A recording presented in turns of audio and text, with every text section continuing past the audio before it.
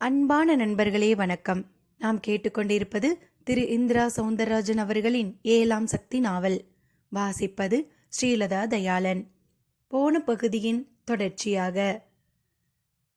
சம்மங்கிநாதரை தரிசிப்பதற்காக நாராயணமூர்த்தி சென்றபோது அங்கு இருந்த அருவியில் மூழ்கினார். அதன்பின் அங்கிருந்து மேலே அணைக்கட்டு வரை பஸ்ஸில் பயணம் செய்தார். அதன் பிறகு ஒரு ஒற்றையடி பாதை வழியாக காட்டுக்குள் செல்ல வேண்டும். கடினமான வழித்தடம். நாராயணமூர்த்தி பலமுறை வந்திருந்தும் சில சமயங்களில் வழிமாறி எங்கேயோ சென்று விட்டிருக்கிறார். எனவே இந்த முறை எச்சரிக்கையாக செல்ல எண்ணியவர் மனதுக்குள் சம்மங்கிநாதரையே தியானித்து கொண்டார். சாமி, உங்க சமாதிக்கு தான் வந்துகிட்டு இருக்கேன். நான் சரியா வந்து சேர நீங்க தான் உதவி செய்யணும் என்று பிரார்த்தனை செய்து கொண்டார். நடை தொடர்ந்தது. மனதில் குழந்தை உமாவின் உருவம் தோன்றியது. கொடியில் பூத்த மலர் பனித்துளிப்பட்ட நிலையில் பார்ப்பதற்கு மிக அழகாக இருக்கும். அப்படி ஒரு அழகான பெண். ஆனால் இந்த பிஞ்சை போய் யமன் கேட்கிறானே, கொடுமையாக இருக்கிறது. பரிதாபமும் நெஞ்சில் குத்தி வலிக்க விட்டது. சாமி, உங்களை நம்பித்தான் வரேன். அந்த குழந்தை பொழைக்கணும். அவன் அப்பன் ரொம்ப நல்லவன். ஆனா இதனால நம்பிக்கை இழந்துட்டான். அவன் உங்களை நம்புறதுக்காக அந்த குழந்தை பொழைக்கணுங்கிறது என் எண்ணம் இல்ல. எந்த ஒரு குழந்தையும் இப்படி நோய் வந்து சாவோட போராடக்கூடாது. பாவம் அந்த குழந்தை. அது என்ன பாவம் செஞ்சிச்சு? மனம் கொள்ளாதபடி பிரார்த்தனை சுமையோடு நடந்து கொண்டிருந்தார் நாராயணமூர்த்தி. காரையார்காடு ஒரு அடர்த்தியான மலைக்காடு. யானும் மானும் திரியும் பூமி. ஒரு பக்கம் வான தீர்த்தத்தால் உருவான மிக பெரிய பல மைல் நீள அகலத்தாலான நீர்த்தேக்கம். அதில் முதலைகள். இன்னொரு புறமோ கன்றின் மடியை முட்டும் பசுக்கன்று போல மலைமுகடுகளை முட்டும் மேகக்கூட்டம். பார்க்க மிக மிக ரம்யமாக இருக்கும். அந்த மலைப்புறத்தை ரசித்து கொண்டே நடந்தார் நாராயணமூர்த்தி. தனியாக செல்ல தைரியம் வேண்டும். இருந்தும் சம்மங்கிநாதரை பிரார்த்தனை செய்து கொண்டு விட்டதால் எதற்கும் கவலைப்பட தேவையில்லை என்று தோன்றியது. அவரே வழியில் பலரை துணைக்கு அனுப்பி வைத்திருக்கிறார். போன முறை ஒரு மலைப்பலியன் எதிர்பட்டு துணைக்கு வந்தான். இந்த முறையும் யாராவது நிச்சயம் எதிர்படுவார்கள், துணை வருவார்கள் என்று நாராயணமூர்த்திக்கு தோன்றியது. அது வீண் போகவில்லை. நடந்து செல்லும் வழித்தடத்தில் அப்படியே ஒரு ஓரமாக ஒரு பாறை மேல் ஒரு வயதானவர் படுத்திருந்தார். அருகில் அவர் வேட்டையாடிய நிலையில் உயிர் நீத்திருந்த காடைகள், கௌதாரிகள் ஒரு கயிற்றில் கால்களை கட்டி தொங்கவிட்டிருந்தார். அதையும் கூட ஒரு மரக்கிளையில் கட்டிவிட்டு களைப்புக்காக அந்த வேட்டைக்காரர் ஓய்வெடுக்கிற மாதிரி தோன்றியது. அதே சமயம் அந்த இறந்துவிட்ட பறவைகளை விழுங்குவதற்காக அந்த மரக்கிளையில் ஒரு மலைப்பாம்பு ஒன்றும் வந்த வண்ணம் இருந்தது. நாராயணமூர்த்தி அதிர்ந்து போய் படுத்திருந்தவரை எழுப்பினார். ஐயா, ஐயா! அவரும் அலறி அடித்துக்கொண்டு எழுந்திருந்தார். நாராயணமூர்த்தியை பார்த்து கண்களை கசக்கி விட்டு கொண்டார். அங்க பாருங்க, உங்க வேட்டை பறவைகளை பாம்பு விழுங்க வந்துகிட்டு இருக்கிறதே. அவர் உடனே ஜரூராகி எழுந்து சென்று ஒரு கோலால் மரத்தில் தொங்கிக் கொண்டிருந்த அவைகளை தட்டிவிட பார்த்தும் பலனில்லை. பாம்பு அதற்குள் வளைத்து விழுங்க தொடங்கிவிட்டிருந்தது. அடச்ச, இப்படி ஏமாந்துட்டனே!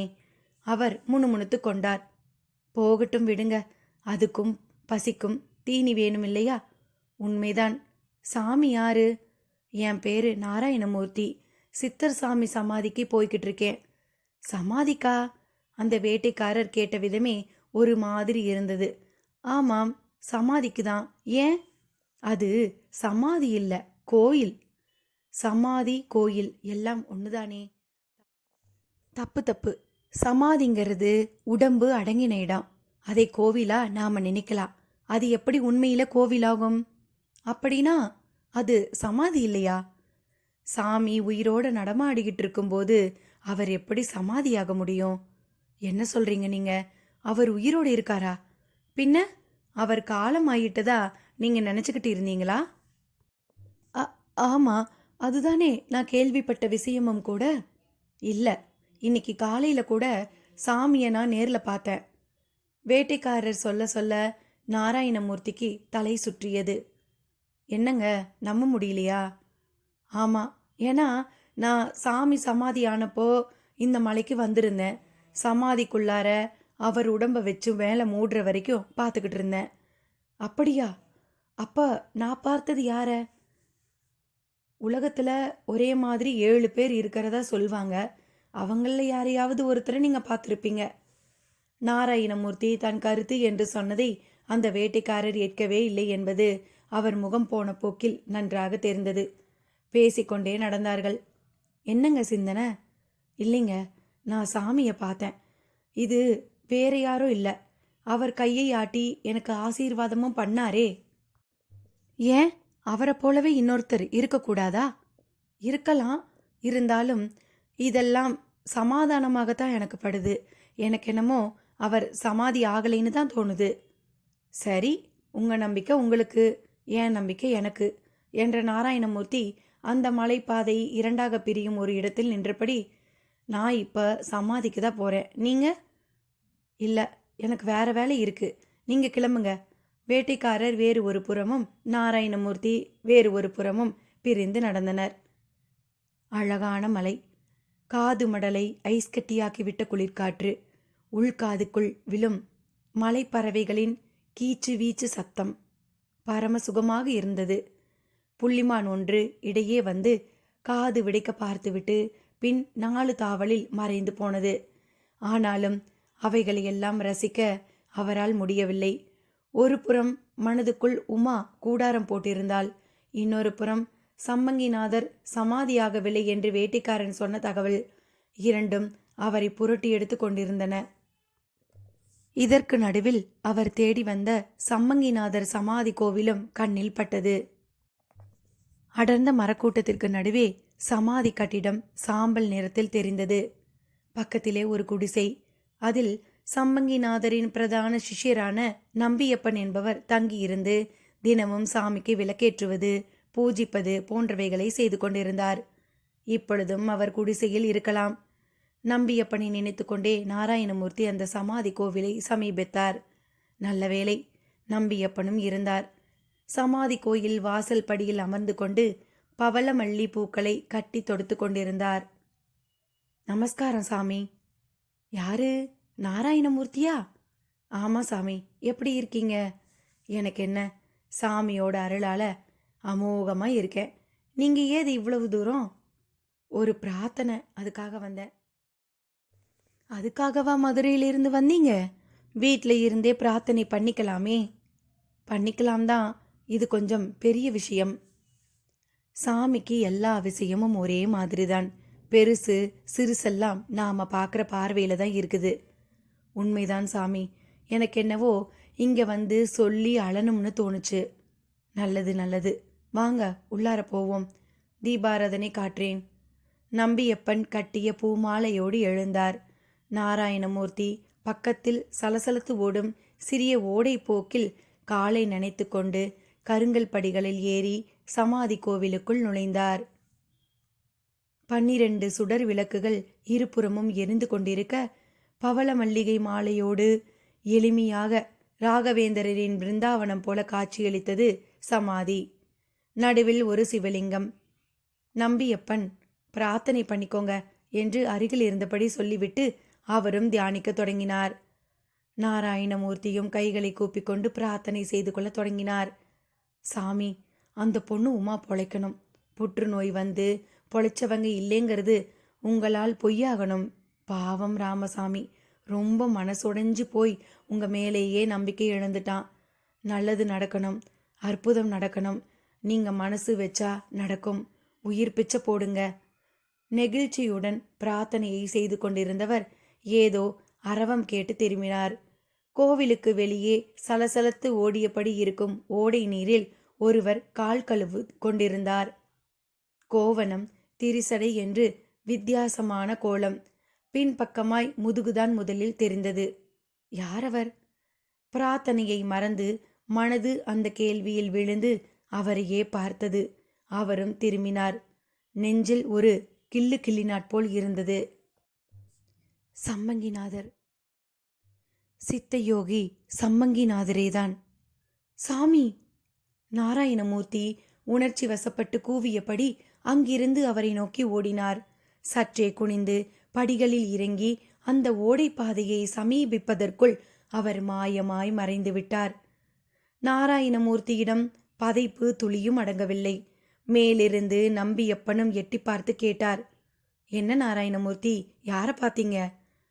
நம்ம நம்ம நம்ம சாமிய. நம்ம சாமியையா? ஏனோ நம்பியப்பன் திருப்பி கேட்ட விதமே ஒரு தினுசாக இருந்தது. ஆமா சாமி, நம்ம சாமியை தான் பார்த்தேன். அது அது நம்ம சாமி மாதிரியே இருக்கிற ஒருத்தர் இங்க தெரிஞ்சுக்கிட்டு இருக்காரு. அவரை பார்த்துருப்பீங்க. அப்படியா? ஆமா ஆமா. நம்பியப்பனிடம் தடுமாற்றம் தொடர்ந்தது. பயங்கர திணறலும் கூட. ஏன் சாமி, அவர் அப்ப என்னை பார்த்து ஓடணும்? இருக்காதே, இங்க தான் எங்கேயாவது இருப்பாரு.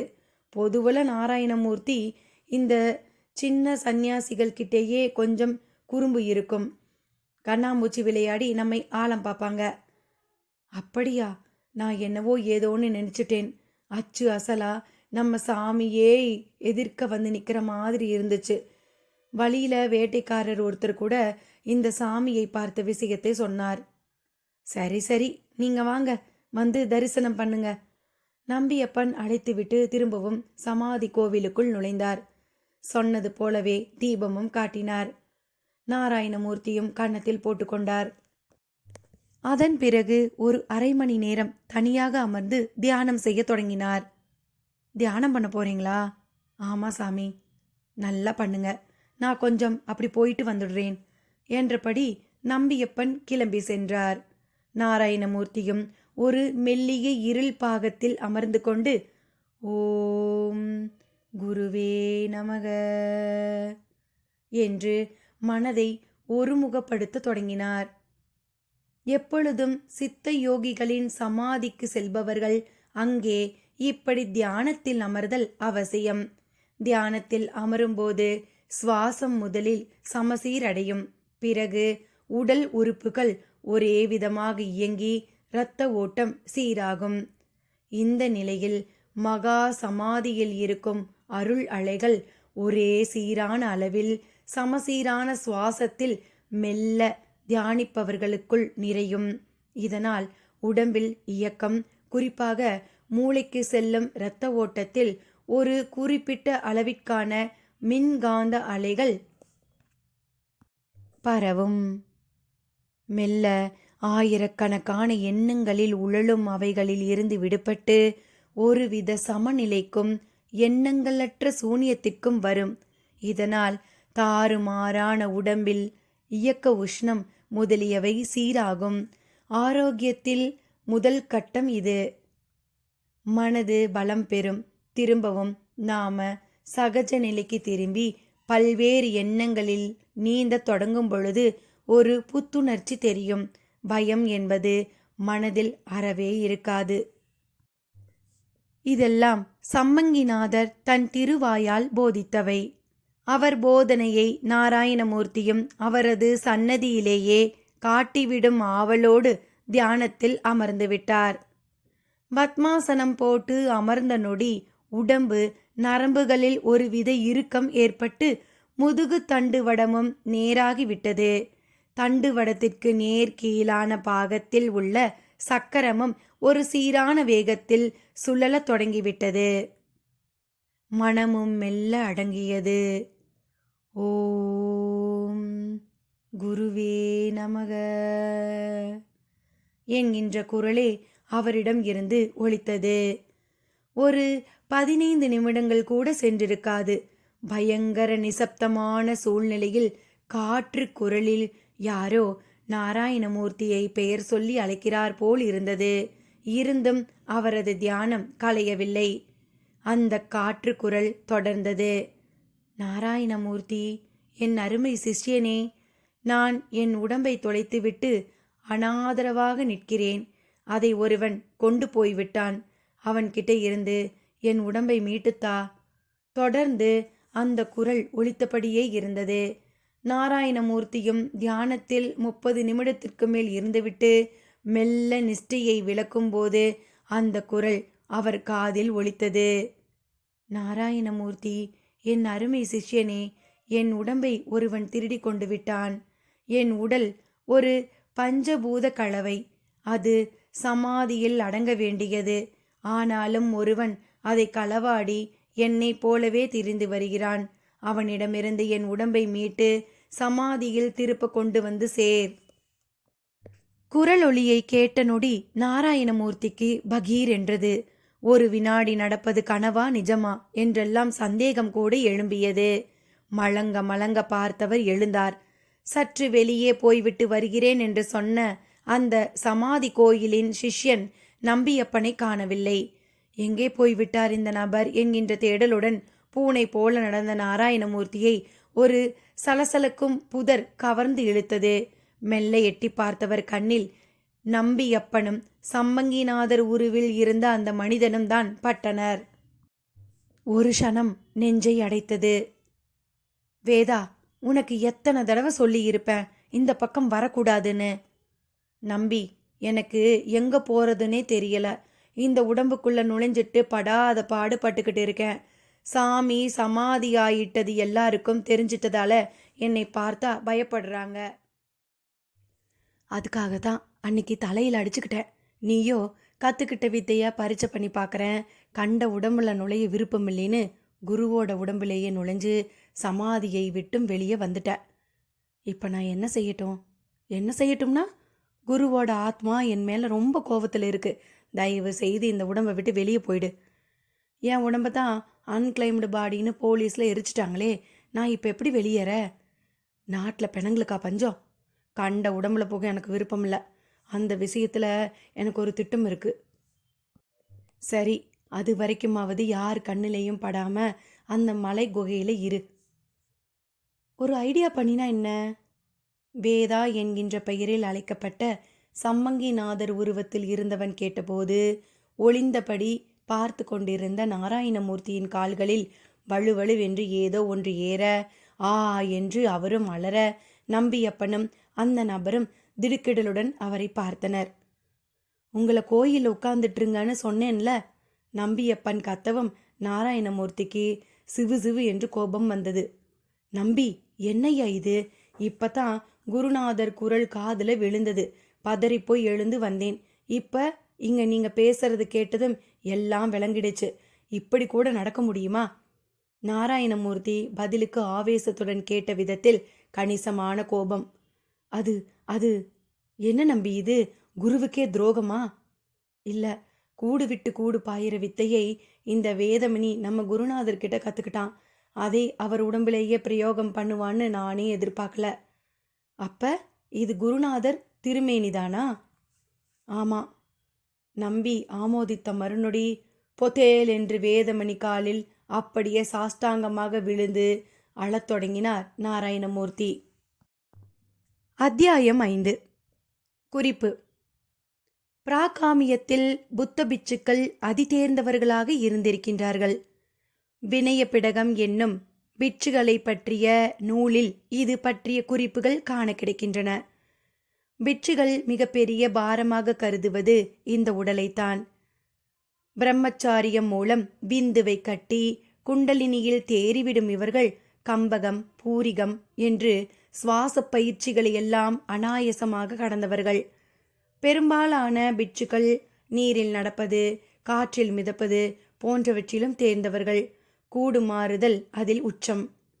பலத்த உபவாசத்தில் சில பிட்சுக்கள் மெல்ல உயிரை உடம்பிலிருந்து பிரிப்பார்கள்.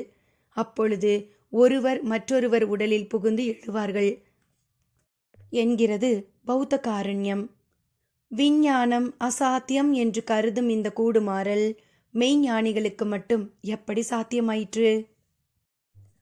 குண்டலினி யோகம், அனிமா, மகிமா என்று ஒருவன் தனக்குள் சில சாதகங்களை செய்து கொள்வது என்பது நம்பக்கூடிய ஒன்றாக உள்ளது. ஒரு மனிதன் யோக பயிற்சி மேற்கொண்டால் இவை எவருக்கும் சாத்தியம் என்பதே உண்மை. ஆனால் உடம்பில் உயிர் என்கின்ற ஒன்றை பிரித்து அதை சிந்தாமல் சிதறாமல் இன்னொரு உடம்புக்குள் புகுத்தி அங்கே அதை இயக்க வைப்பது என்பது சுகமான கற்பனையாக தெரிகிறதே அன்றி அறிவால் ஒரு இம்மியளவும் நம்ப முடியாததாகவே உள்ளது. ஆனாலும் கருட புராணம் போன்ற உயிர் வாழ்க்கை பற்றிய நமது புராண நூல்கள் சில புதிய கருத்துக்களை கூறுகின்றன. அதன்படி கண்ணுக்கு தெரியும் நமது உடல் மேல் அடுக்கடுக்காய் பல சூட்சும தேகங்கள் இருக்கின்றன என்கின்றது அது. அவைகளை விடுவிக்கவே இறந்த ஒருவருக்கு 10 நாள் காரியங்கள் செய்து உலக பற்றால் ஈர்க்கப்பட்ட அதனை ஒரு நாளைக்கு 1 முழம் என்கின்ற அளவில் ஆகாயத்தில் உயர்த்தி 10ஆம் நாள் வழியனுப்பி வைக்கிறோம் என்கிறது கருட புராணம். ஞானிகள் யோகிகள் தங்கள் யோக சக்தியால் இந்த சூட்சும தேகங்களை முதலில் பார்க்கின்றனர். பிறகு அந்த தேகங்கள் மூலம் ஒருவர் உடலுக்குள் புகலாம் என்கின்றனர். புகுந்த வாக்கில் உயிர் ஆதாரமாக இதயத்தை துடிக்க வைத்து இரத்தத்தை ஓட வைத்து மூளையை விழிப்படைய செய்து அதை ஒரு ரேடியோ போல பயன்படுத்தி தன் உடலோடு ஒரு அலைவரிசை தொடர்பையும் கொண்டு விடுவதாக சொல்லப்படுகிறது. கேட்க ரசமாக உள்ள இதனை புரிந்து கொள்ள உடம்பு பற்றிய பட்டறிவு மிக மிக முக்கியம். மெல்ல காலத்தால் கைவர பெற வேண்டிய இந்த வித்தையை சில குருமார்கள் நினைத்தால் க்ஷணத்தில் கற்றுக் கொடுத்து விடுவார்கள் என்றும் சிலர் கூறும்போது வியப்பாக உள்ளது.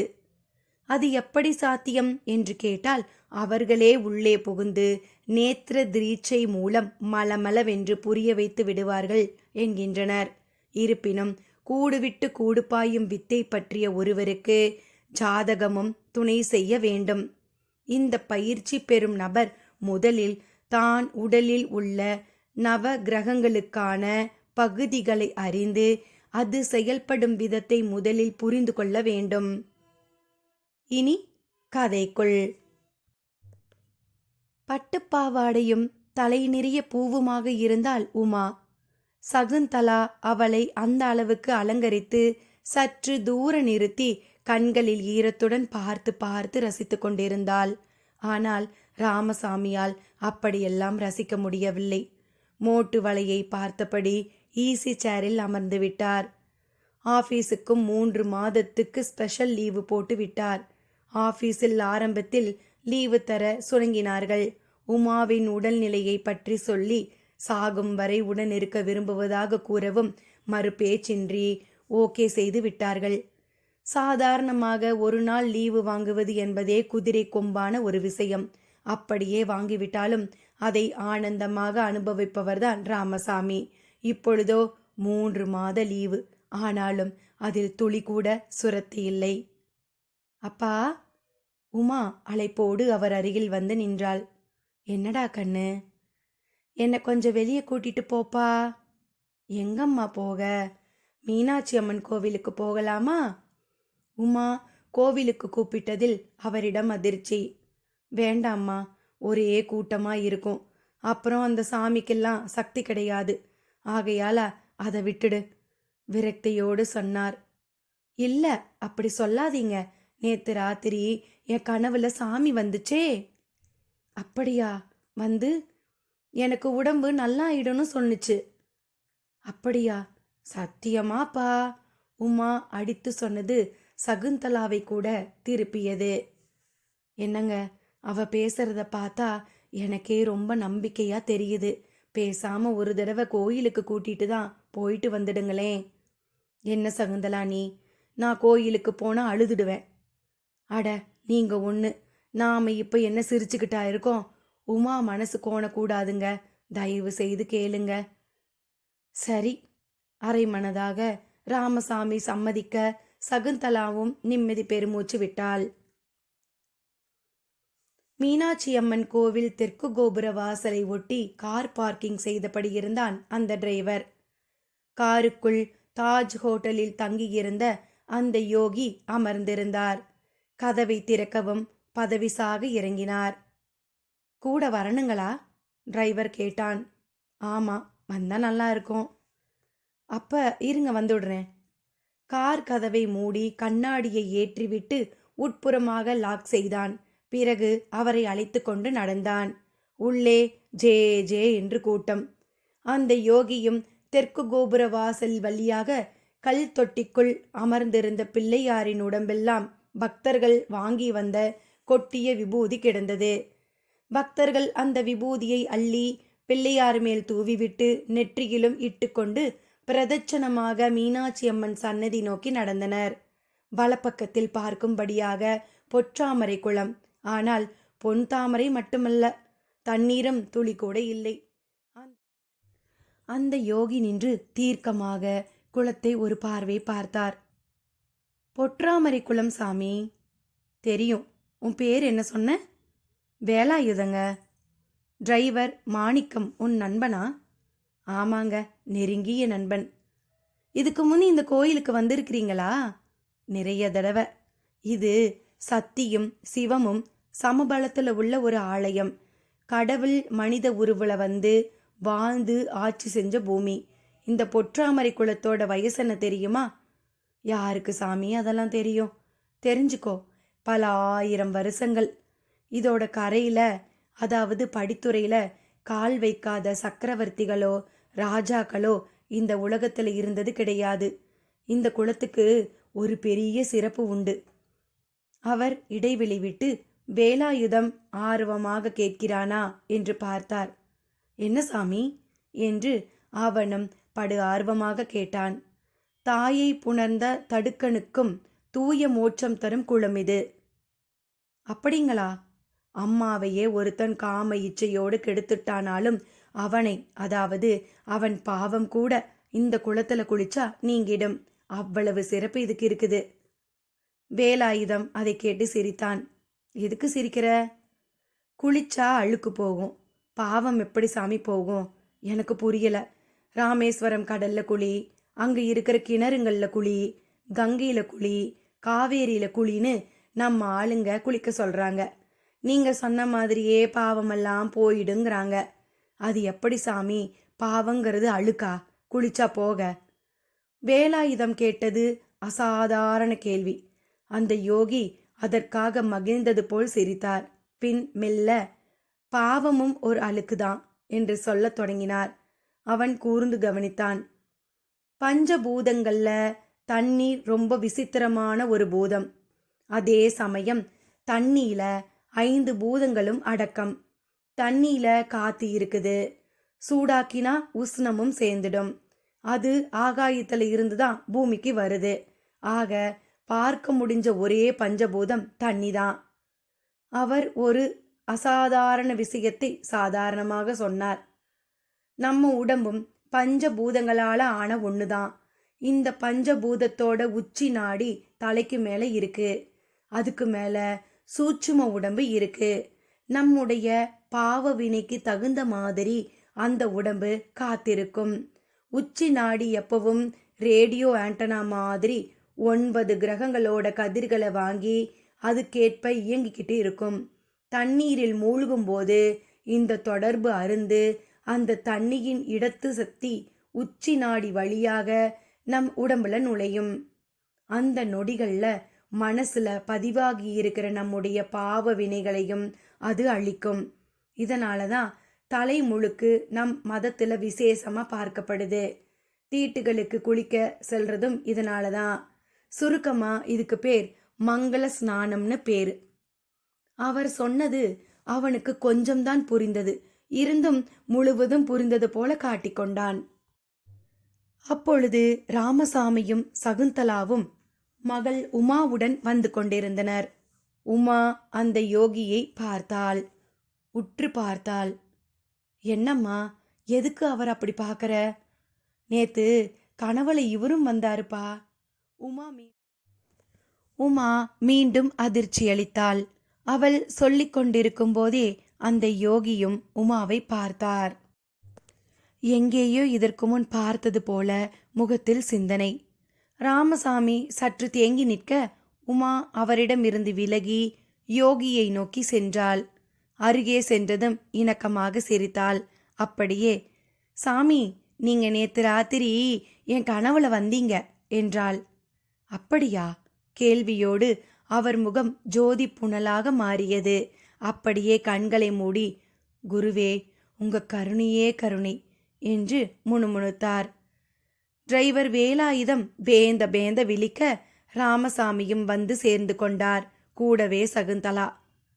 உன் பேரு என்ன பாப்பா உமா, என்ன படிக்கிற? 5ஆம் வகுப்பு.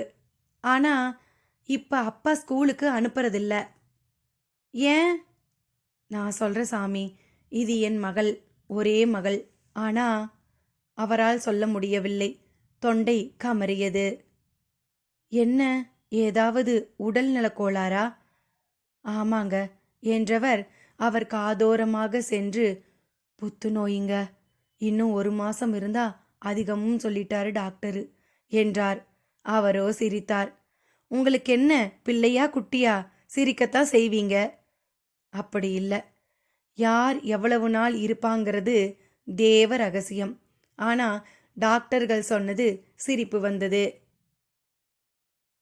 புத்து விஷயத்துல அவங்க சொல்றது தானே. கவலைப்பட வேணாம். நான் எதுக்காக கோவிலுக்கு வந்தேனோ அது ஈடேறிடுச்சு. அம்மா மீனாட்சி இந்த குழந்தை வடிவத்துல தான் இருக்கா. அதோ இந்த உமா ரூபத்துல. அவர் ஏதோ சொல்ல வந்து திசை மாறுகிற மாதிரி தோன்றியது. இவ மீனாட்சியாயிருந்தா எங்களை கையில பிடிக்க முடியுமா சாமி? ஆனா அவளுக்கும் கருணை இல்ல. நான் மனசார நம்பின என் குருநாதருக்கும் கருணை இல்ல. யாரவர்? காரையார் சம்மங்கிநாதர்னு பேரு. பேரை கேட்டவுடன் சிலிர்த்து போனது யோகியின் உடம்பு. அப்படியே அவர்களிடம் சொல்ல வேண்டியதை சொல்லிவிடு என்று ஒரு குரல் உள்ளே ஒலித்தது. ஆனால் சொன்னால் அவர்கள் தாங்குவார்களா என்றும் தோன்றியது. என்ன சாமி, என்ன யோசனை? ஒண்ணுமில்ல, உங்க குழந்தை பத்திரம். இரு பொருள் பட சொல்லிவிட்டு மீனாட்சி சந்நிதி நோக்கி நடந்தார். நல்ல கூட்டம். ராமசாமிக்கு அவர் சாதாரணமாக சொன்னதாகத்தான் நினைத்தார். கூட்டமோ கூடிக்கொண்டே போனது. விட்டால் மீனாட்சியை பீடத்தோடு பிடுங்கி இடுப்பில் வைத்துக்கொண்டு போய்விடுவார்கள் போல் தோன்றியது.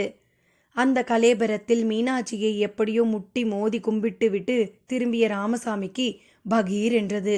உமாவை காணவில்லை. சகுந்தலாவும் பதைத்து போய் சுற்றி சுற்றி பார்த்தாள். எங்கும் உமா கண்ணில் படவில்லை. ஐயோ, என்னங்க இது? இங்கதானேங்க இருந்தா? அதானே, இப்படி காணாம போவான்னு முன்னாடியே தெரிஞ்சுதான் குழந்தை பத்ரோன்னு அந்த சாமியார் சொன்னாரோ? இருவரும் சுற்றி சுற்றி பார்த்தபடி அங்கிருந்து ஆளுக்கு ஒரு பக்கம் ஓடினர், தேடினர். சுடுகாடு. அளவில் பெரிய சுடுகாடுதான். ஒன்றுக்கு 4 பிண மேடைகள். 4இல் 2இல் பிணங்கள் வெந்து கொண்டிருந்தன. காலியாக உள்ள 2இல் மேற்கூரையில் தூளிட்டு அதில் ஒரு கைக்குழந்தையை போட்டு ஆட்டிக்கொண்டிருந்தாள் வெட்டியான் மனைவி.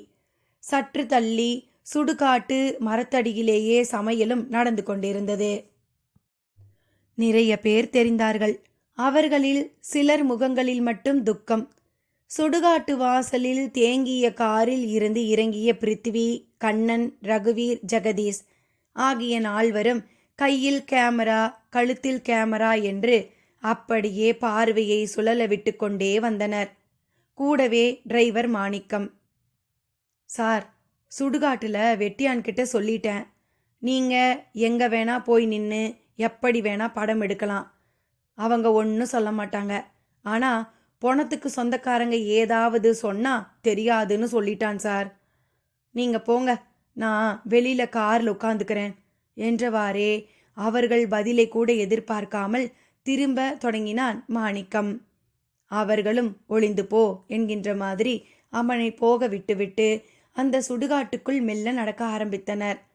அங்கங்கே சமாதிகளும் இருந்தன. இடையில் ஒரு இடத்தில் மேம்போக்காக ஒருவன் குழி வெட்டி கொண்டிருக்க, அருகில் சைக்கிளில் பின் கேரியரில் ஓலைப்பாயில் சுருட்டி கட்டப்பட்ட நிலையில் ஒரு அனாதை பிணம். சற்று தள்ளி மூக்கை பிடித்துக்கொண்டு ஒரு கான்ஸ்டபிள் அவர் குழி தோண்டுவதை துரிதப்படுத்தி கொண்டிருந்தார். சீக்கிரமாயா, நாத்தம் தாங்க முடியல என்று சொல்லிக்கொண்டே மூக்குப்பொடியில் ஒரு சிட்டிகை உள்ளேற்றி கொண்டார். அதையெல்லாம் பார்த்து கொண்டுதான் அந்த 4 பேரும் நடந்தனர். கான்ஸ்டபிள் அவர்களை ஒரு தினுசாக பார்த்தார். அவர்களும் ஓலைப்பாய் பிணத்தை பார்த்தனர். கான்ஸ்டபிளுக்கு ரகுவீரின் கையிலும் தோளிலும் இருந்த கேமரா ஆச்சரியம் தந்தது. என்ன தம்பி, எதுனா டிவி படப்பிடிப்பா? இது டிவி கேமராங்களா? ரகுவீர் ஏதோ தான் தாழ்த்தப்பட்டது போல உணர்ந்து கேட்டான். அப்ப இது மூவி கேமராங்க. சினிமா கேமராவா? ஆமாம். பதிலோடு வியூ ஃபைண்டர் வழியாக குழியை, அவரை, ஓலைப்பாய் பிணத்தை மாற்றி மாற்றி பார்த்தான். ஐயோ இருங்க, நீங்க வாட்டும் எதையாச்சும் எடுத்து வைக்க போறீங்க. எடுக்கல, ஜஸ்ட் லுக்கிங். அப்படின்னா? சும்மா பார்த்தேன்னு சொன்னேன். ரகுவீர் கொஞ்சம் தினவோடு கத்தவே செய்தான். கண்ணனோ சூழ்நிலையை அளப்பதில் மும்முரமாக இருந்தான். ஜெகதீஷிற்கு பிணம் எறிவது சுவையான ஒரு காட்சியாக இருந்தது. பிருத்வி அந்த சுடுகாட்டிலும் தூளி கட்டி அடுப்பு மூட்டும் வெட்டியான் குடும்பத்தை பார்த்து ஆச்சரியப்பட்டு கொண்டிருந்தான். கான்ஸ்டபிள் அவர்களை மதிப்பாக உணரத் தொடங்கியிருந்தார். ரகுவீரிடமே கட்டையை போட்டார். சுடுகாட்டில் வந்து படம் எடுக்க இங்கே என்னங்க இருக்கு? சுடுகாடு இருக்குதுல்ல, ஏதாச்சும் பேய் கதையை படமாக எடுக்கிறீங்களா? பேயும் இல்லை பிசாசும் இல்லைன்னு சொல்கிறதுக்காக தான் படம் எடுக்கிறோம். கான்ஸ்டபிள் முகத்தில் பிரிட்ஜ் என்று அவன் துப்பியது போல் இருந்தது. அவர் முற்றிலும் எதிர்பார்க்காத பதில். என்னங்க தம்பி, உங்கள் பதிலை என்னால் ஜீரணிக்கவே முடியல. பேய் பிசாசு இல்லைங்கிறதுக்காக ஒரு படமா? ஆமாம், இங்கே எங்கே பேய் இருக்கு? வியூ ஃபைண்டரில் பார்த்து கொண்டே தான் கேட்டான் ரகுவீர். இங்கே எங்கே இருக்குன்னா, அது வெளியே வரும் நேரம் காலம் இருக்குல்ல. அது என்ன நேரங்காலம்? நான் ராத்திரியே சொல்கிறேங்க. ஏன் இப்போ வந்தா போலீஸ்காரர் நீங்கள் அதை பிடிச்சிக்கிட்டு போயிடுவீங்களா? என்ன தம்பி இப்படி எகனைக்கு முகனை பேசுகிறீங்க? என் கேள்விக்கு நீங்கள் பதில் சொல்லுங்க. பகலில் அது வராது. அதான் ஏன்னு கேட்குறேன். எனக்கு என்ன தெரியும், பெரியவங்களாக தான் கேட்கணும். அப்போ நீங்கள் யார், பெரியவர் இல்லையா? நான் பெரியவங்கன்னு சொன்னது என் அப்பன் பாட்டன் வயசில் உள்ளவங்கள. அப்போ அவங்களுக்கு தெரியும்னு சொல்லுங்க. ரகுவீர் குதர்க்கமாகவே கேட்டான். இடையில் குழி வெட்டி கத்தரித்தான். ஐயா, ஆழம் போதுமானு பாருங்க. கான்ஸ்டபிளும் எட்டி பார்த்துவிட்டு போதும்பா, இழுத்து போடு என்றபடி சற்று ஒதுங்கி நின்றார். அவனும் குழியை விட்டு மேலே வந்தான். ஓலைப்பாய் பிணத்திடம் வந்தான். தம்பி ஒதுங்கிக்கோங்க, 3 நாளைக்கு முந்தி செத்த போனோம். புழு வச்சிடுச்சு. பக்கமாக நின்னா நாத்தம் மட்டுமல்ல, கிருமிங்க தொத்திக்கிட போகுது என்று கரிசனமாக ரகுவீரை பார்த்து சொன்னான். மற்ற மூவரும் கூட வந்து சேர்ந்தனர். ரகு, என்னடா, ஏதாவது ஆக்சிடெண்ட் கேஸா? ஆமாம் தம்பி, ரயில் அடிபட்டு செத்துட்டான். 2 நாள் ரயில்வே லைன் ஓரமாகவே புதர்லேயே இருந்து நாரினதுக்கு பிறகுதான் தெரிய வந்துச்சு. ஆள் யாருன்னே தெரியாதபடி முகமெல்லாம் செதஞ்சு போய். அவர் சொல்லும்போதே ஓலைப்பாயில் இருந்து அந்த சடலம் பிரித்தெடுக்கப்பட அதை பார்த்த ரகுவீருக்கு உடம்பில் எறும்புகள் ஊர்ந்தது போல இருந்தது. முகம் சுணங்கியது. மற்ற மூவரும் கூட முகத்தை வேறு பக்கம் திருப்பிக் கொண்டனர். துல்லியமாக அந்த நொடியில் யாரோ ஒருவன் லுங்கியை ஏத்தி கட்டிக்கொண்டு தம் அடித்தபடி அந்த பக்கமாக வரவும் அவனை பார்த்த கான்ஸ்டபிள் முகத்தில் ஏகத்துக்கும் பரபரப்பு. ஏய், நீ அபின் ரத்னம்ல என்று கேள்வியுடன் அவனை துரத்த அவனும் கான்ஸ்டபிளை பார்த்த அதிர்ச்சியில் துண்டை காணோம் துணியை காணோம் என்று ஓடினான். வெட்டியான் பார்த்துவிட்டு சிரித்தான். அந்த குழி வெட்டியோ வெறுத்து போய் ஒரு ஓரமாக இருந்த மரத்தடியில் வியர்வையோடு அமர்ந்து விட்டான். நால்வரும் இப்பொழுது எரியும் பிணத்தை சமீபத்திருந்தனர். வெட்டியான் வாயில் பீடியோடு பார்த்து சிரித்தான். ரகுவீர் அவனோடு சேர்ந்து படம் எடுக்க தொடங்கினான். ஏற்கனவே போட்ட திட்டப்படி கண்ணன் கேள்வி கேட்க தொடங்கினான். உங்கள் பேர்? மாறிங்க. எதுக்கு கேட்குறீங்க? சும்மா. பணம் எரிக்கிறது தான் உங்கள் தொழிலா? ஆமாமுங்க, பாலா போன தொழில். வேறு எந்த வேலைக்கும் போக முடியாது, செய்யவும் விடமாட்டானுங்க. அது சரி, 24 மணி நேரமும் இங்கே தான் இருப்பீங்களா? அது பணம் வர்றதை பொறுத்ததுங்க. வந்தா அப்போ இருப்பீங்களா? இருந்து எரிக்கிறது தானே சோழி. சுடுகாடுனாலே ஒரு பயமும் பீதியும் இருக்கே, உங்களுக்கு கிடையாதா? பயந்தா தொழில் பண்ண முடியுமா? அப்போ பயப்பட ஒன்றுமில்லைன்னு சொல்லுங்க. அது எப்படி சொல்ல முடியும்? சில நாளில் சில குரலி பேய்ங்க வந்து மேலே குதித்து விளையாடும். பீடி குடிக்க விடாது, பிடுங்கி பிடுங்கி போடும். அப்போ பிசாசு உண்மையா? இல்லையா பின்ன? இந்த பீடி சாம்பலாகிற மாதிரி செத்துப்போன மனுஷன் பேயா மாறித்தானே தீரணும். அவன் ஒரு உதாரணத்தோடு சொன்னது ரகுவீர் நண்பர்கள் முகத்தை பார்க்க வைத்தது. அவர்கள் முகத்தில் நக்கல் புன்னகை. ஆமாம், நீங்கள் இங்கே எதுக்கு வந்திருக்கீங்க? படம் பிடிக்கவா? அவன் திருப்பி கேட்டான். ஆமாம், பேய் இருந்தா அதையும் பிடிச்சிக்கிட்டு போகலாம்னு வந்தோம். அதெல்லாம் எல்லார் கண்ணுக்கும் தெரியாதே. அது ஏன்? யாருக்கு தெரியும்? நான் பார்த்த சமயங்களில் என் பொண்டாட்டி பார்க்க மாட்டா, அவள் பார்த்த சமயங்களில் நான் பார்க்க மாட்டேன். காரணம் தெரியாது, அனுபவம் அப்படி. இன்னைக்கு எங்களுக்கு தெரியுதான்னு பார்ப்போமா? உங்களுக்கு என்ன தலையெழுத்து? உண்மைனா அது எதிரில் வரட்டும். அப்போ பொய்ன்னு சொல்கிறீங்களா? ஆமாம், சுடுகாடும் ஒரு குப்பை தொட்டி. வீணா பயப்படக்கூடாது, அதை ஒத்துக்கக்கூடாதுங்கிறேன். நீங்கள் சொல்கிறது நல்லா தான் இருக்குது. ஆனால் ஊரில் விழுகிற குப்பைக்கு மனசு கிடையாது, ஆசாபாசம் கிடையாது, பாவ புண்ணியம் கிடையாது. ஆகையால் அதை எரிக்கிற இடத்துல பாதகமும் கிடையாது. ஆனால் இங்கே சாம்பலாகிற ஒவ்வொரு மனுஷனும் ஆசாபாசமுள்ள மனசோடு வாழ்ந்தவங்க. அந்த குப்பையும் இந்த குப்பையும் எப்படி ஒன்றாவும்? வெட்டியான் அவர்கள் 4 பேரும் யோசிக்கும்படியாகத்தான் கேட்டான். அவர்களும் அவன் பதிலால் கொஞ்சம் போல சிந்திக்கத்தான் செய்தனர். அதே சமயம் அந்த ரயில்வே லைனில் அடிப்பட்ட பிணமோ பாயில் இருந்து விடுவிக்கப்பட்ட நிலையில் துர்நாற்றம் வீசி கிடந்தது. குழி தோண்டிய ஸ்வீப்பர் வெறுத்து போய் அந்த பிணத்தை தரதரவென்று இழுத்து குழியில் போட்டுவிட்டு முகம் மட்டும் வெளியில் தெரிய உடம்பை மண்ணால் மூடிவிட்டு கான்ஸ்டபிள் வந்து முகத்தை பார்த்து மூடிவிட்டு போகட்டும் என்பது போல அங்கிருந்து நழுவத் தொடங்கி இருந்தான். சம்மங்கிநாதரின் உடலில் இருந்த வேதமணிக்கு கூடு பாய வேறு உடல் கிடைத்ததா? கோயிலில் காணாமல் போன உமா என்ன ஆனாள்? சுவாரஸ்யத்துடன் அடுத்த பகுதியில் பார்க்கலாமா? நன்றி நண்பர்களே.